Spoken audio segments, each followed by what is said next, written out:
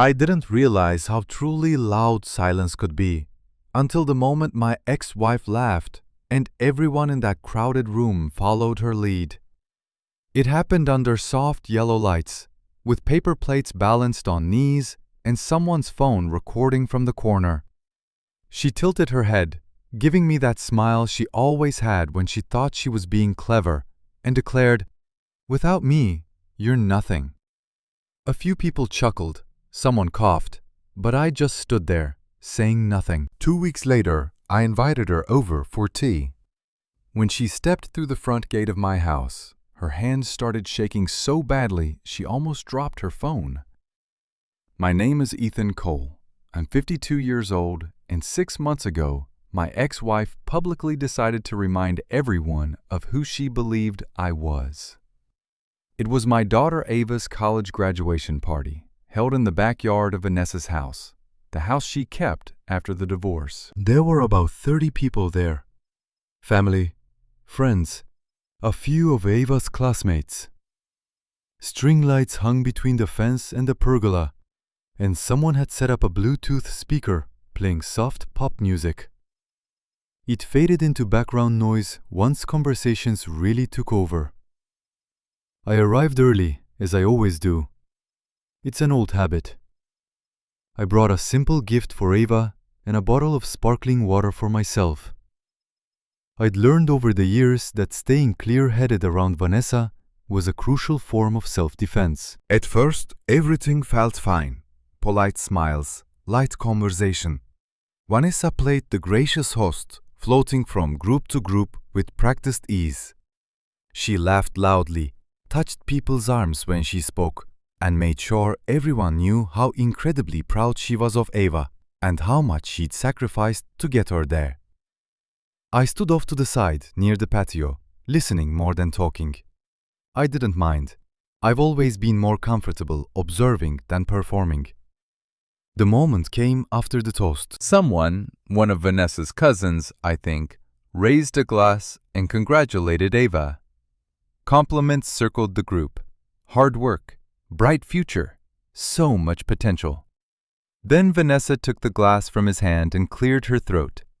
She talked about single motherhood, about doing it all alone, about being both mom and dad. People nodded sympathetically. I noticed Ava glance in my direction once, then quickly look away. Then Vanessa smiled at me. "Well," she said, turning slightly so the circle opened just enough to include me. "We all know not everyone lands on their feet after a divorce." A few people laughed, uncertainly.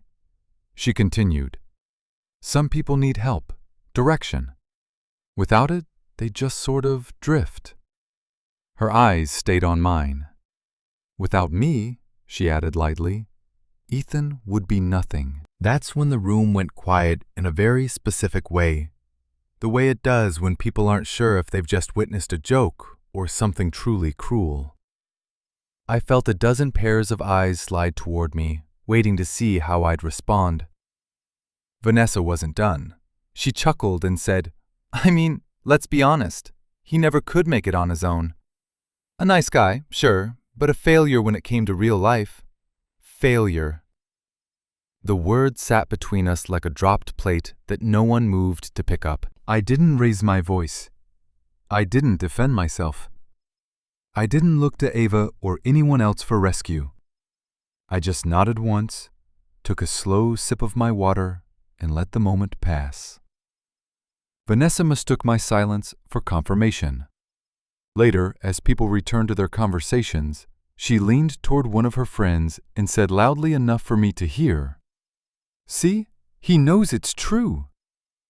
I left shortly after that. I hugged Ava, told her I was proud of her, and walked to my car without looking back. That night, I sat alone in my apartment, the same one Vanessa liked to describe to people as sad but manageable. It was quiet, except for the hum of the refrigerator and the ticking clock above the sink. I made myself a cup of tea and stood by the window, watching headlights move along the street below. Vanessa had been telling that story for years. The story where she was the reason anything good ever happened. the story where I was the cautionary tale. After the divorce, I'd let it happen. I took a smaller place, drove an older car, focused on work, paid my bills on time, and showed up whenever Ava needed me. I didn't correct Vanessa when she implied I was struggling. I didn't argue when she told people she was helping me out, even though she never had. Part of me thought silence was the mature choice. Another part of me was just tired. But standing in that backyard, hearing her call me a failure out loud, something shifted inside me. Not anger, but clarity. I realized then that confronting Vanessa directly would only give her exactly what she wanted: attention, drama, and another opportunity to control the narrative. She was excellent at that. She always had been. If I argued, she'd cry. If I explained, she'd interrupt. If I brought up facts, she'd accuse me of rewriting history. So, I didn't do any of that. Instead, I went home, opened my laptop, and pulled up a spreadsheet I hadn't touched in years.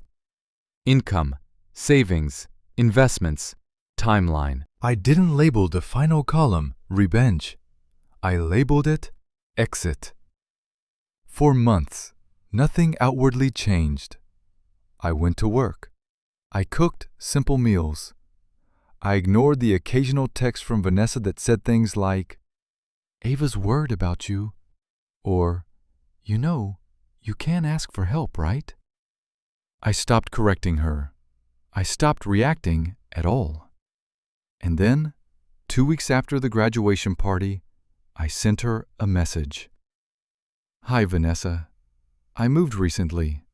I'd like to have you over for tea just to catch up." She replied almost immediately, "That's random.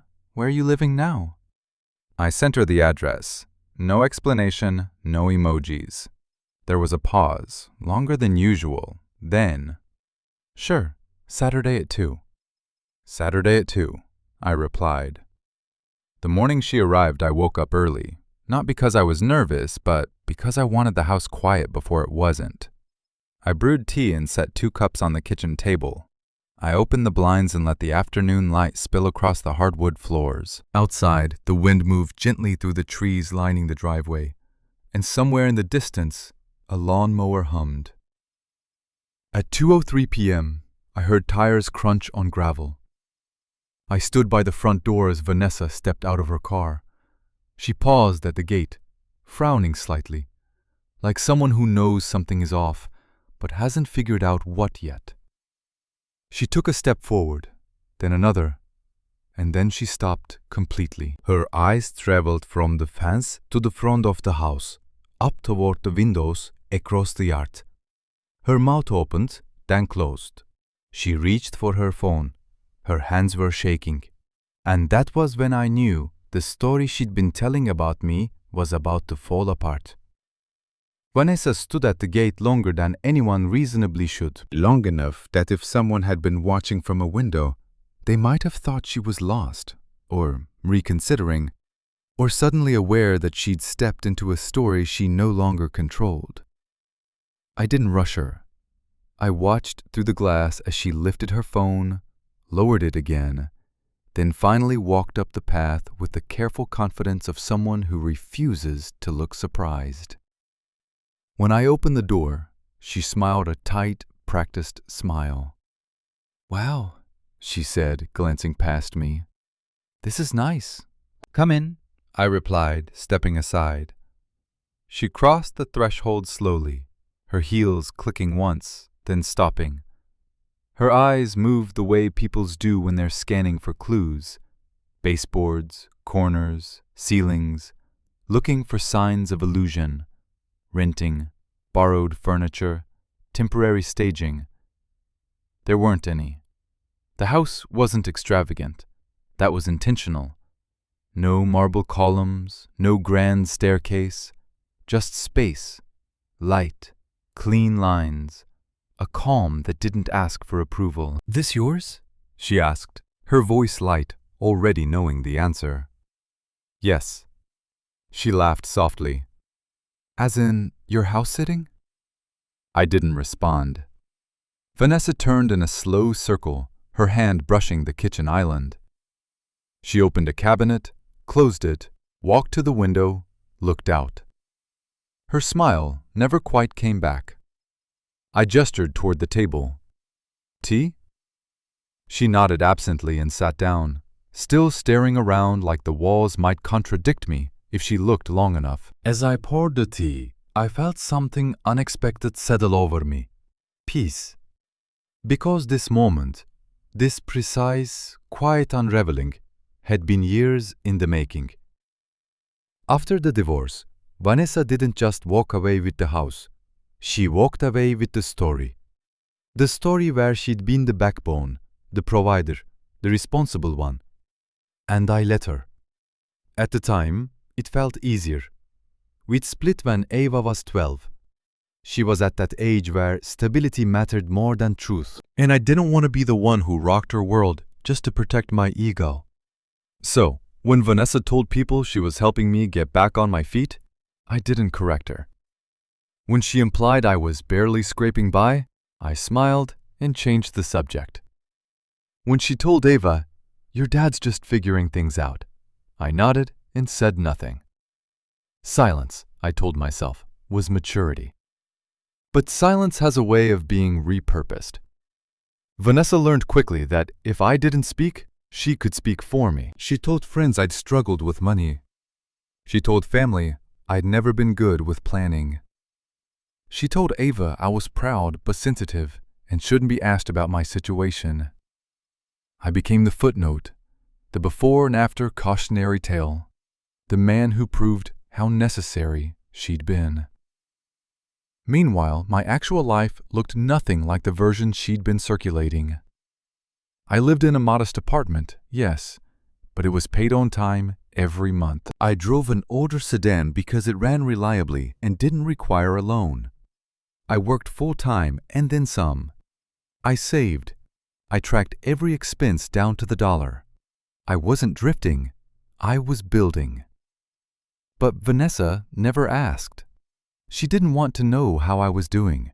She wanted to know how I looked and whether she could keep looking better by comparison. There were moments it hurt, like the time Ava hesitated before asking if I'd come to her debate tournament because, as she put it carefully, Mom said, "You might be busy with stuff." Or the afternoon I overheard Vanessa telling her sister on the phone, "He's still renting. It's kind of sad, honestly." I stood in my kitchen that day, phone pressed to my ear, listening to the hum of the refrigerator, and wondered how someone could be so comfortable reducing another person's entire existence to square footage. I didn't confront her then, because confrontation gives liars a stage. Instead, I paid attention. I noticed patterns, dates, offhand comments that didn't line up. I remembered things from the divorce that had felt rushed, documents I'd signed because I trusted the process, explanations that had been vague but reassuring. "You don't need to worry about this part," Vanessa had said more than once. "I've already handled it."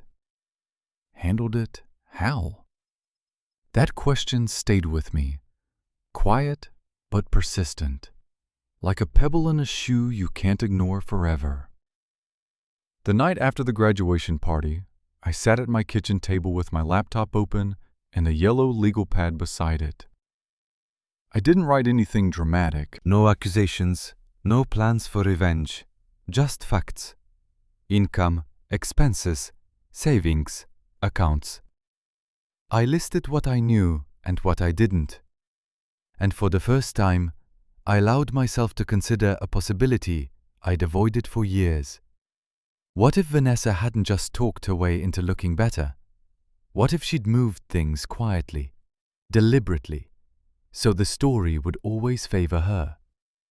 That thought didn't make me angry. It made me careful. Over the next few weeks, I said even less than usual. I stopped correcting anyone who repeated Vanessa's version of my life. I stopped explaining myself altogether. Instead, I focused on two things: work and proof. Because one day, whether Vanessa intended it or not, the truth would need something solid to stand on. And when that day came, I didn't want noise. I wanted paper. Vanessa lifted her teacup, her hands steadier now than they'd been at the gate. She took a sip, her eyes still darting around the room. "So," she said casually, "how long have you been here?" I met her gaze. "Long enough," I said. She smiled again, but this time it didn't reach her eyes. And for the first time since our divorce, I realized something important. She wasn't here to catch up. She was here to recalibrate. And that meant the story she'd been telling was no longer safe. Vanessa set her cup down without finishing the tea. I noticed because that had always been her tell. When she was comfortable, she lingered. When she felt cornered, she found reasons not to stay. She glanced at her watch, then at her phone, then back at me with a smile that was trying very hard to look casual. "You didn't answer my question," she said. "How long have you been living here?" "Long enough," I repeated. She laughed lightly as if I were teasing her. "You always do that. You make everything sound mysterious." Then, after a beat, "I didn't know you were in a position to buy." There it was. Not curiosity, but assessment. "I worked," I said. "I saved." Vanessa nodded, but I could see her calculating. The same look she used to get when she was deciding how to phrase a story so it landed just right. I didn't give her anything else to work with. A few minutes later, she stood. "Well, this was unexpected." She smoothed her jacket, picked up her purse. "I should get going." I walked her to the door. She paused once more in the entryway, glanced back at the living room, then at me. "You should tell Ava," she said. "She'll be surprised." "I will," I replied. She hesitated, clearly wanting to say something else, then thought better of it. As soon as she stepped outside, she pulled her phone back out and started typing furiously before she even reached her car. I closed the door behind her and leaned against it for a moment, listening to the quiet settle back into the house. That night, my phone buzzed 3 times. A text from Vanessa, then another, then a missed call. I didn't respond because the truth was, Vanessa wasn't the reason I'd invited her over. She was the preview. The real turning point had happened months earlier on an ordinary Tuesday night that didn't feel important at the time. I'd been sitting at my desk at work, staring at a spreadsheet that refused to balance. It was late. Most of the office lights were off, and the cleaning crew was moving quietly down the hallway. My phone buzzed on the corner of the desk. Marcus Reed. We'd been friends since before my marriage, before Ava, before everything complicated. He worked at a regional credit union, the kind of place that remembered people instead of just accounts. We didn't talk often, birthdays, the occasional holiday message. But when Marcus called, it was never for small talk. "Hey," he said when I answered. His voice sounded tight. "You got a minute?" "Yeah," I said. "What's up?" A pause.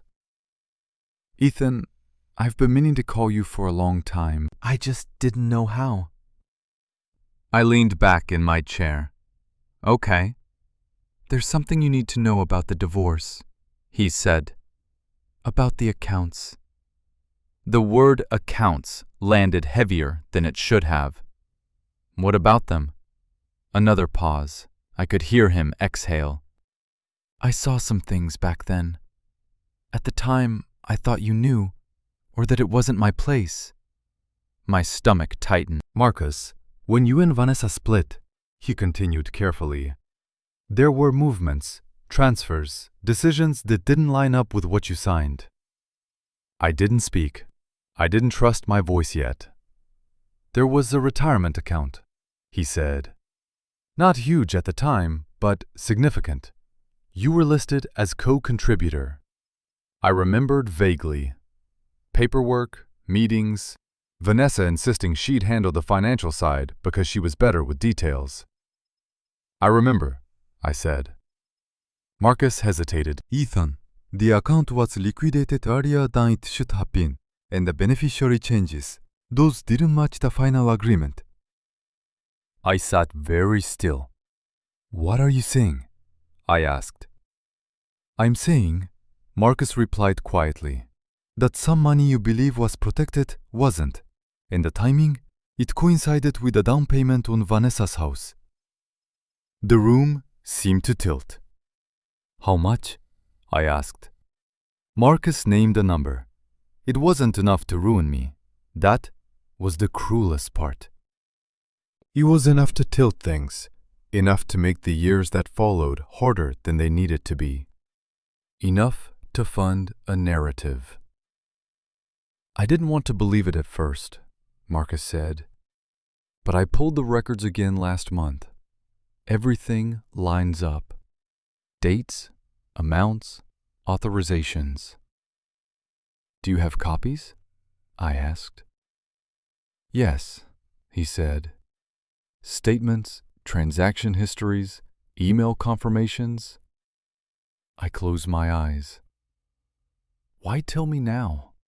I asked. Because, Marcus said, I heard Vanessa telling someone you'd never have made it without her, and I realized you never actually had a chance to.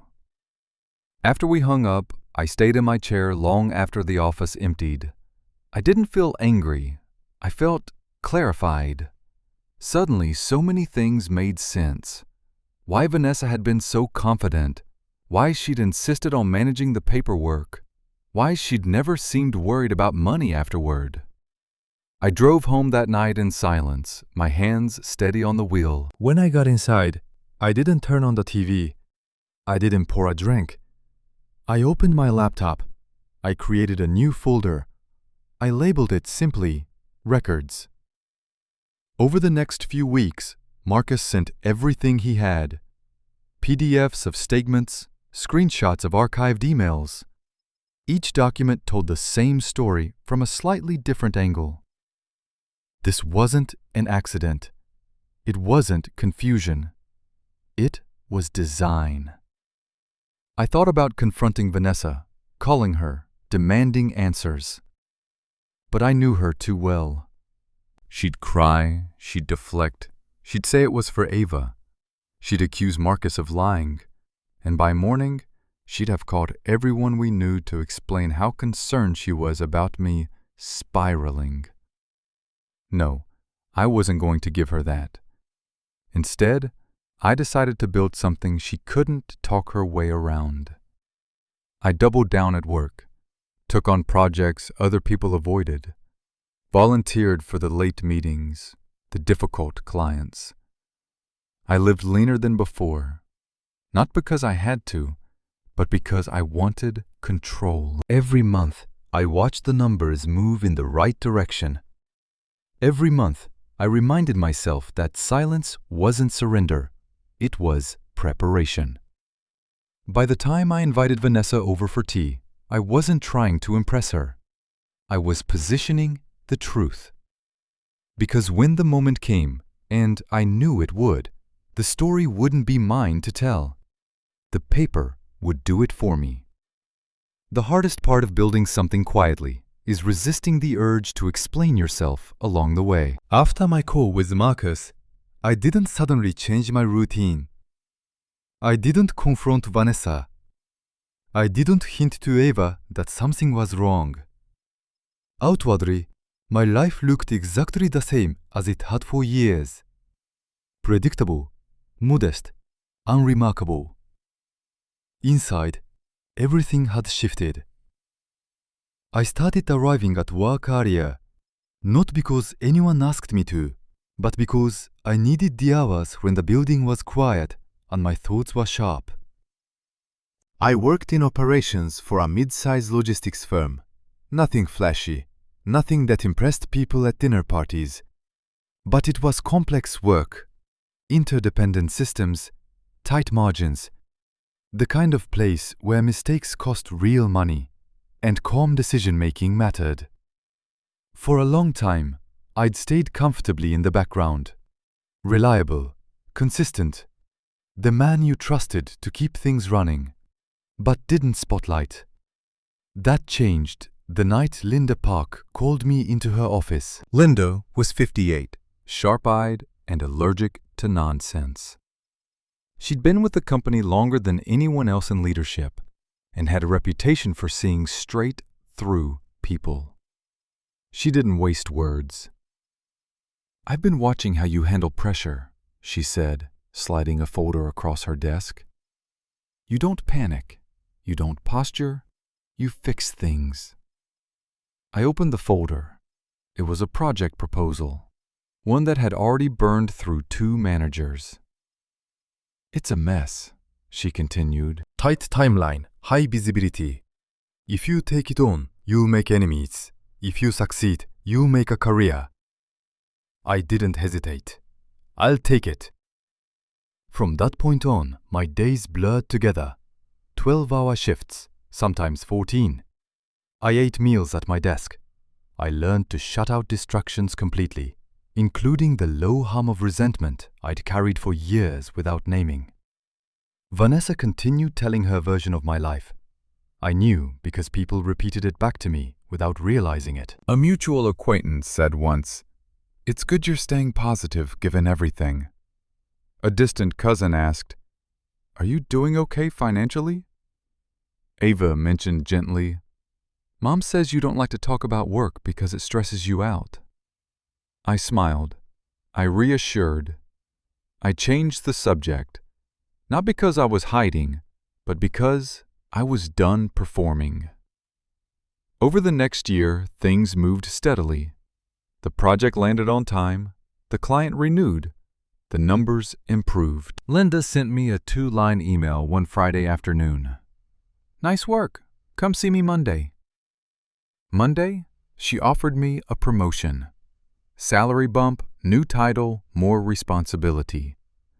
I thanked her and went back to my desk. I didn't post about it. I didn't tell my family. I updated my spreadsheet. That became my ritual. Each small victory went into the spreadsheet, not as a boast, but as proof. Numbers didn't care about narratives.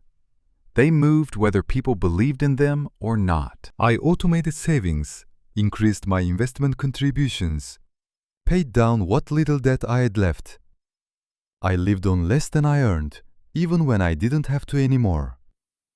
Some nights alone in my apartment, I wondered what would have changed if that retirement account hadn't been touched. If I'd had those years back. That cushion. That head start. Then I reminded myself this wasn't about what I lost. It was about what I was building anyway. By the time my second promotion came, this one into senior management, my salary had crossed into territory Vanessa never imagined I'd reach. The irony wasn't lost on me. She'd spent years explaining my limitations, while I, quietly, outgrew them. Christmas came and went. Vanessa hosted as usual. I attended for Ava's sake. She walked guests through her remodeled kitchen, pointing out upgrades and finishes like a museum docent. At one point, she gestured toward me across the room and said, "Ethan's always been very low maintenance." People smiled politely. I sipped my water and said nothing.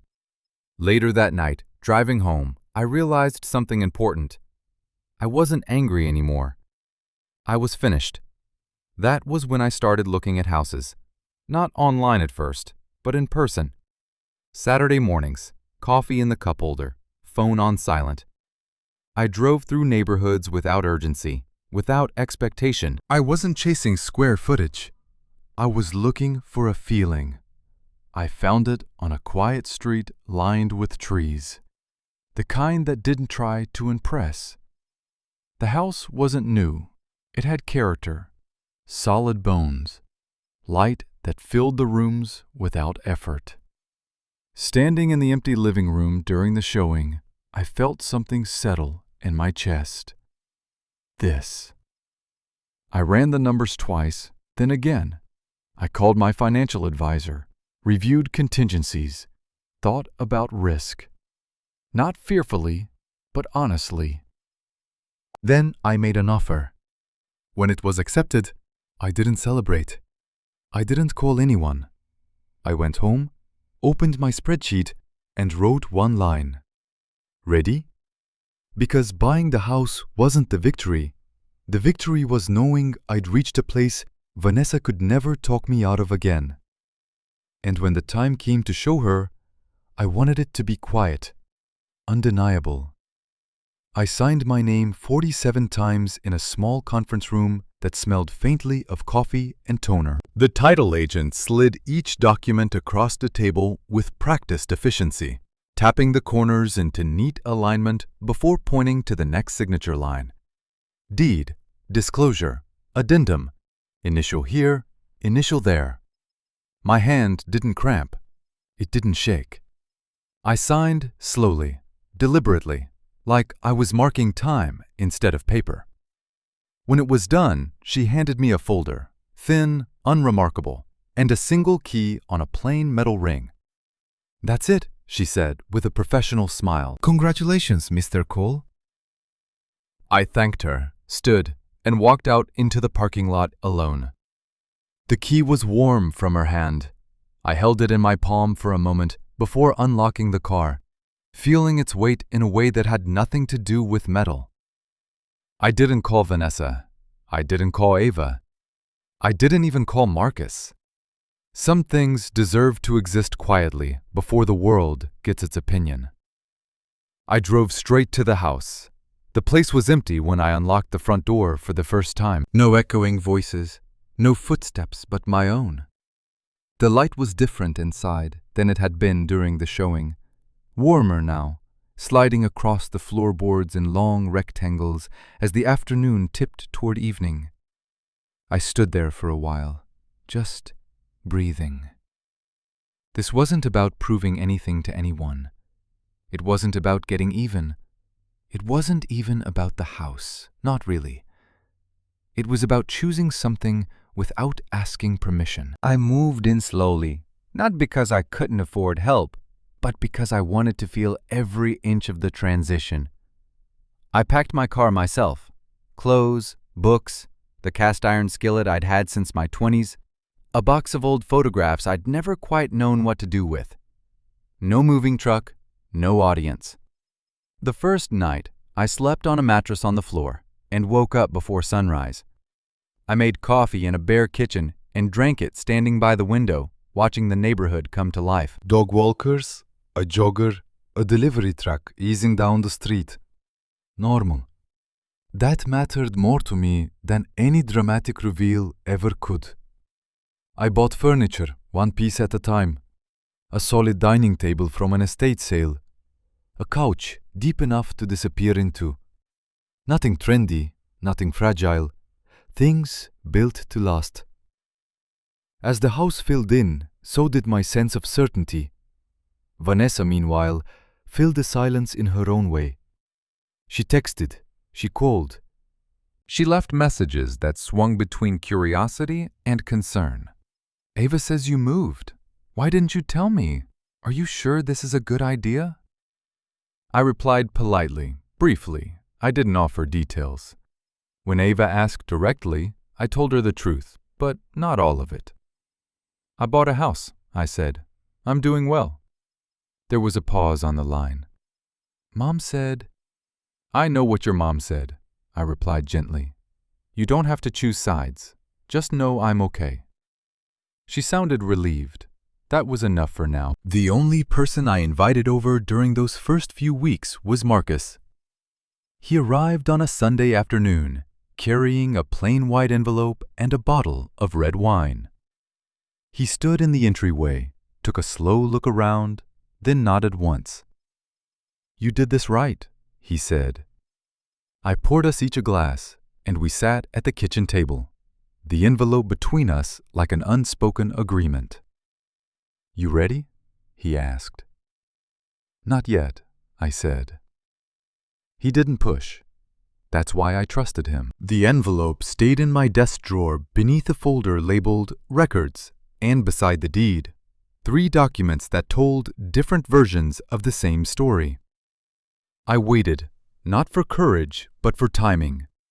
The moment came sooner than I expected. Vanessa called one evening, her voice unusually careful. "Ava mentioned you bought a house," she said. "You know I'd want to see it, for her sake." I almost smiled. "Come by Saturday," I said. 2:00. She didn't hesitate. "Sure." I spent the morning cleaning, though the house wasn't dirty. I wiped down counters that hadn't been used, straightened chairs that were already aligned.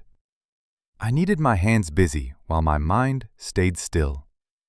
At 1:30, I set the table. 2 cups, 1 teapot, a plate of simple cookies I bought at the bakery down the street. No props, no theatrics, just truth arranged neatly. When I heard the gravel crunch at 2:03, I didn't rush to the door. I waited until Vanessa rang the bell. Standing there, I realized something else. I wasn't nervous because I wasn't asking for anything. I wasn't asking her to understand or apologize or even admit what she'd done. I was giving her a view she couldn't talk her way out of. When she stepped through the gate and froze, I felt no satisfaction, no thrill, just confirmation. Because the house wasn't the reveal, it was the context. The real story, the one she tried to bury under years of careful narration, was waiting quietly in a drawer, sealed in ink and dates and numbers.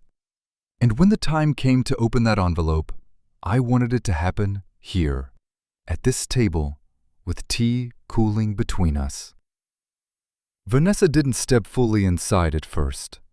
She stood just beyond the threshold, one hand still gripping her purse strap, eyes moving quickly through the entryway, as if she expected someone to jump out and explain this away.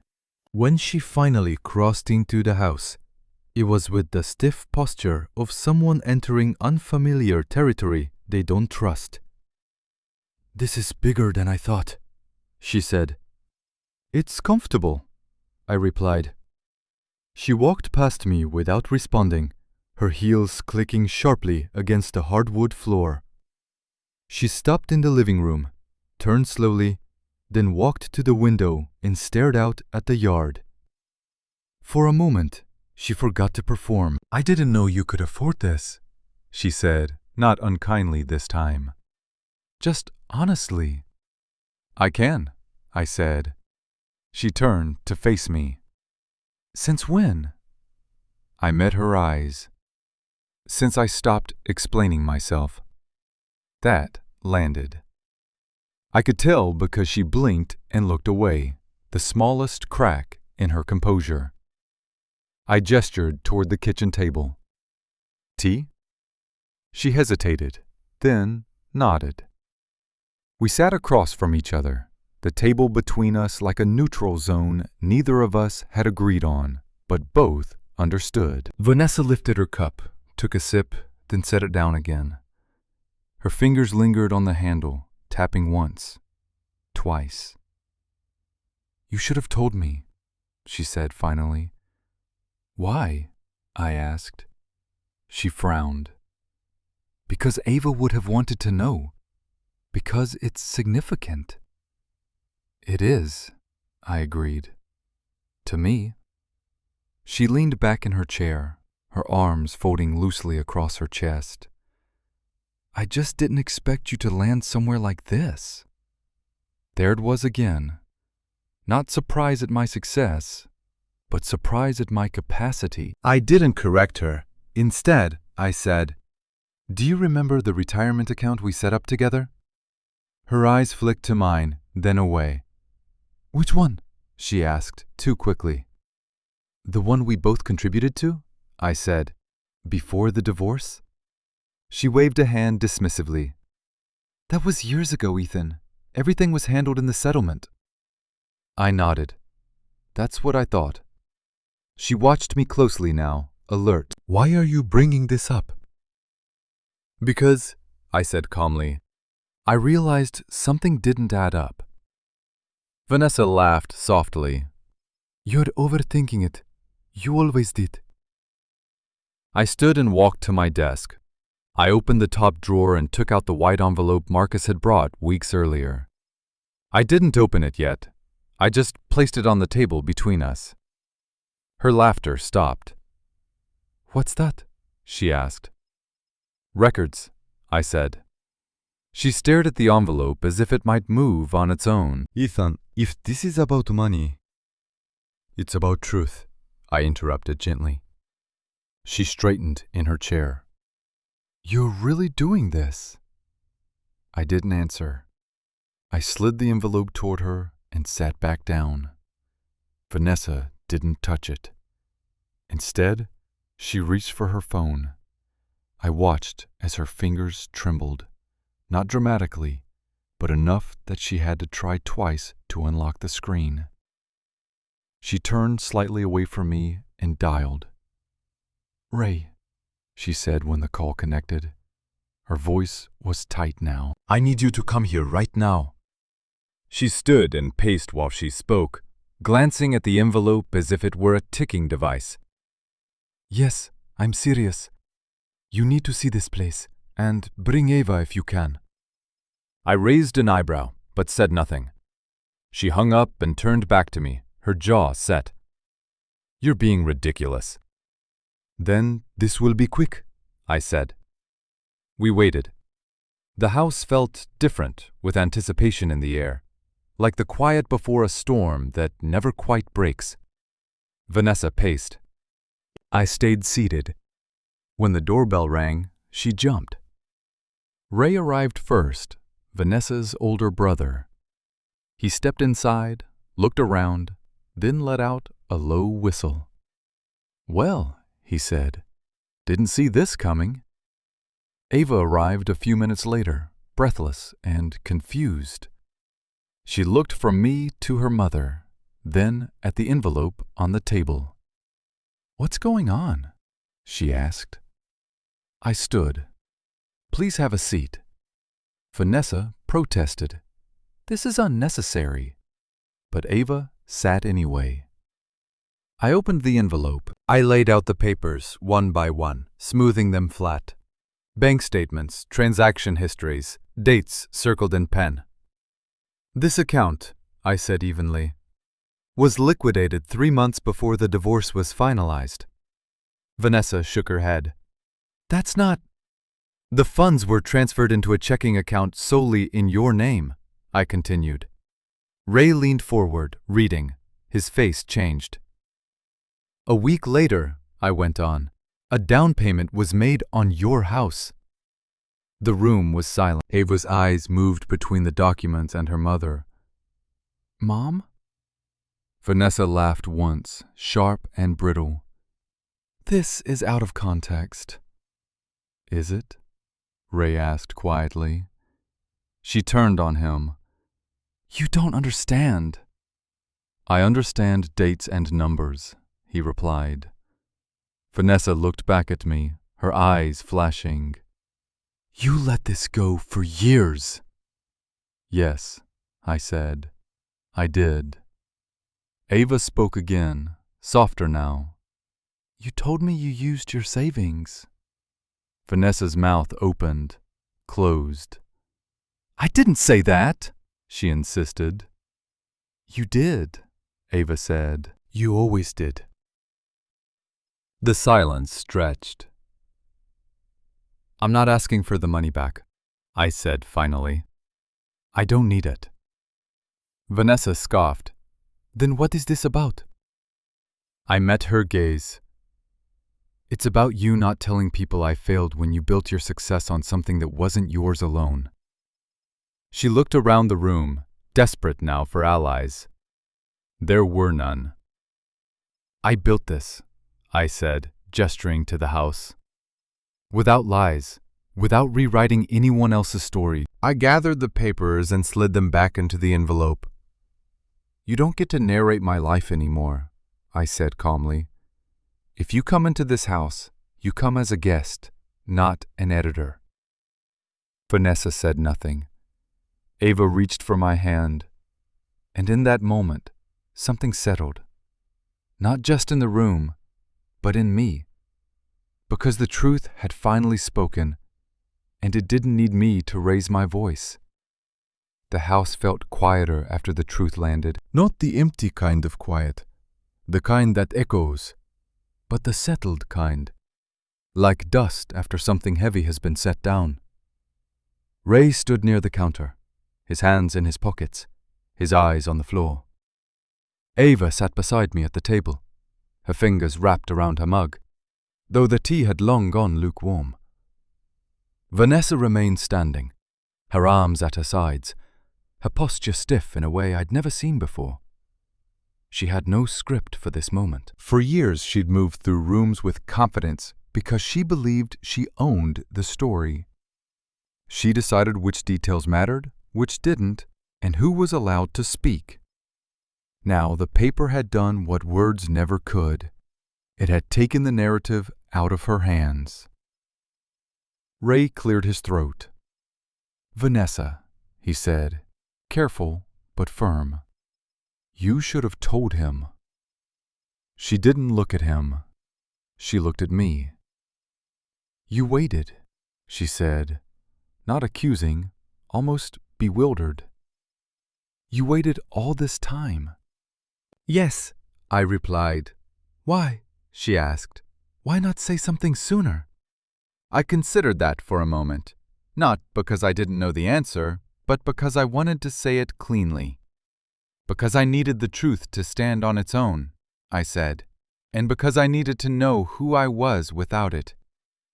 Vanessa's shoulders sagged slightly. "I did what I thought was best." "For who?" Ava asked quietly. Vanessa turned to her, startled. "For us. For you." Ava shook her head. "You told everyone Dad couldn't make it on his own." Vanessa opened her mouth, closed it. Ray exhaled slowly. "I think we should go," he said, glancing between them. "This isn't helping." Vanessa hesitated, then nodded. She picked up her purse with shaking hands, her movements suddenly unsure. At the door, she paused. "I never thought you'd find out," she said. "That's the part that hurt," I replied gently. "Not the money, the certainty." She nodded once, stiffly, and left without another word. Ray followed, offering me a brief look, half apology, half respect, before closing the door behind him. Ava and I stayed where we were for a long moment. "I didn't know," she said finally, "about any of it."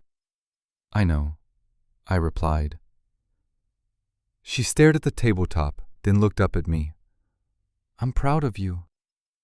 The words caught me off guard, not because I hadn't earned them, but because I hadn't realized how much I'd missed hearing them. After she left, I stood alone in the kitchen and began putting things away.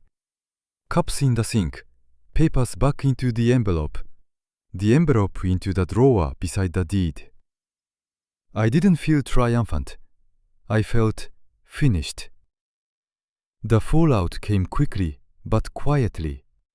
Family members stopped repeating Vanessa's version of events. Questions replaced assumptions. Some people apologized. Others stayed silent. Vanessa didn't call for weeks. When she finally did, her voice was smaller. "Nobody's answering me," she said. "I didn't ask them not to," I replied. "I don't know how to fix this," she admitted. "That's honest," I said. "It's a start." We didn't resolve everything in that call. We didn't need to. Boundaries aren't walls. They're doors with better locks. Over time, Ava came by more often. We cooked together, talked about her classes, laughed about things that had nothing to do with the past. I didn't badmouth her mother. I didn't need to. My father, who had always avoided conflict, showed up one afternoon with a toolbox. He tightened a loose railing on the deck and stayed for coffee. He didn't say much. He didn't have to. Life settled into something new. Not perfect, not dramatic, just honest. Months later, standing in my living room as sunlight spilled across the floor, I thought back to that moment at the graduation party. The laughter, the label, the silence that followed. I used to think silence meant losing. Now I know better. Silence can be strategy. Truth doesn't need volume, and you don't owe anyone a confrontation, but you owe yourself the truth. If you've ever had someone rewrite your story to make themselves feel bigger, I want you to know this. You don't have to shout to take your life back. Sometimes the strongest response is a life built so solid, it speaks for itself. If this story resonated with you, I'd love to hear your thoughts.